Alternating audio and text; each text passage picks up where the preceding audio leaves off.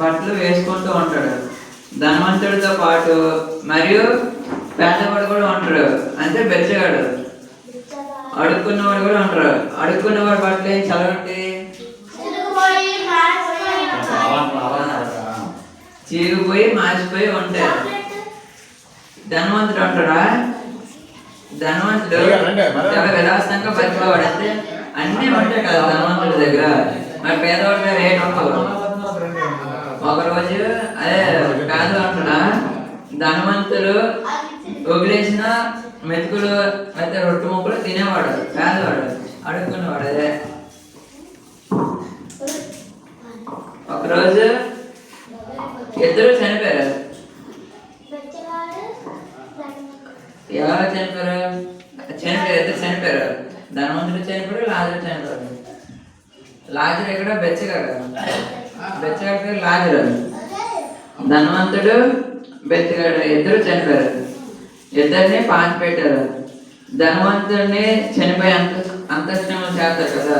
చనిపోయాక అందరూ వచ్చారు, ఆ చుట్టాలు పెద్ద పెద్దలు అందరూ వచ్చారు. కానీ అడుక్కున్నవాడు చనిపోతే ఎవరు రాలే. ఆ శవం అక్కడ ఉండిపోయింది. అప్పుడు దాన్ని అటుకెళ్ళి అక్కడ ఉంటారు కదా కొన్ని మున్సిపాలిటీ వాళ్ళు, అప్పుడు వాళ్ళు పట్టుకెళ్ళి పాతి పెట్టారు. వాళ్ళిద్దరు చనిపోయి ధనవంతుడు ఏమిచ్చి నరకంకి వెళ్ళిపోతారు.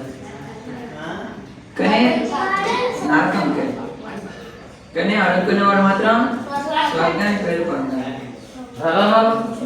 వాళ్ళు ఎలాగేలారంటే ధనవంతుడు దేవుని గురించి ఎప్పుడు చెప్పలేదు ఎవరికి, దేవుని అసలు ప్రార్థన చేశాడు. కానీ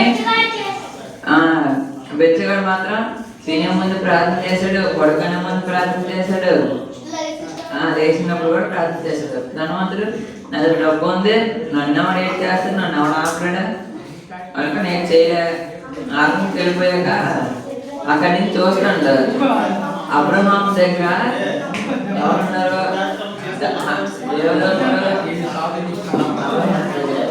దేవతలతో బెచ్చగాడు ఉన్నాడు.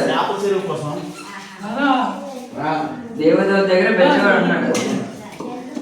ఎందుకు అన్నాడు? ఎందుకంటే నన్ను ప్రార్థన చేశాడు, డైలీ లేచినందుకు ప్రార్థన చేశాడు, తిన్నందుకు ప్రార్థన చేశాడు.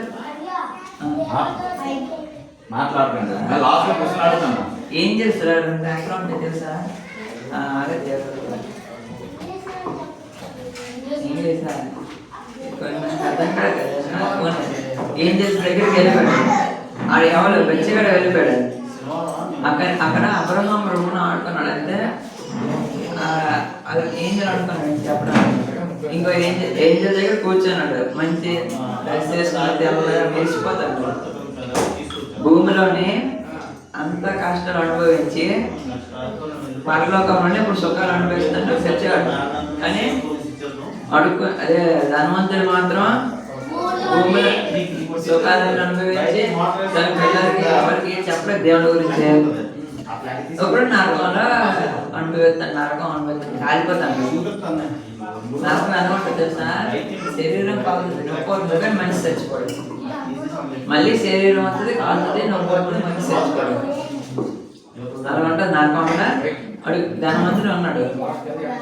ధనవంతుడు అంటాడు నన్ను అక్కడ తీసుకెళ్ళిపో, నన్ను అక్కడ తీసుకెళ్ళిపో, పరలోకం అలా అవ్వాలి కదా. ధనవంతుడు భూలోకం ఎన్ని పాపాలు చేశాడు, ఎన్ని తప్పులు చేశాడు. అంటాడు నాకు ఒక ఛాన్స్ అవ్వు, లేదా రాజాన్ని పంపించు, నా కొడుకులకి అన్న తమ్ముడికి చెప్తాను ఇక్కడ ఒక నరకం ఉంటుంది, దేవుని నమ్ముకోండి. నేను చచ్చిపోయి మళ్ళీ ఎవరు నాగడండి, భూమిలో రాగలండి, బతకలేదు కదా. ఇది అంటే అప్పుడు ఇప్పుడు నాకైనా నేనైనా వెళ్ళి చెప్పుకుంటే అవదా నువ్వు చేసిన కర్మ ఫలాలే నీకు చేసి నువ్వు దేవుడు నమ్ముకోలేదు, ప్రార్థన చేయలేదు, ఏం చేయలేదు.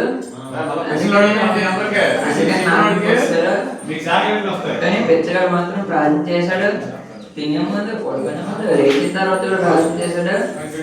అందుకే నాకు పరలోకంకి వచ్చాడు బెచ్చగాడు. దీన్ని బట్టి మాకు ఏటవుతుందంటే ఎప్పుడు దేవుణ్ణి ప్రార్థన చేయాలి, ఏ పని చేసే ముందైనా. అంటే దేవుని వాక్యం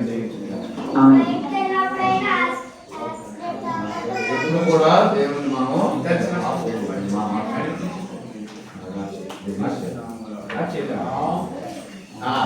అమ్మా మీకు కథ అర్థమైంది కదా?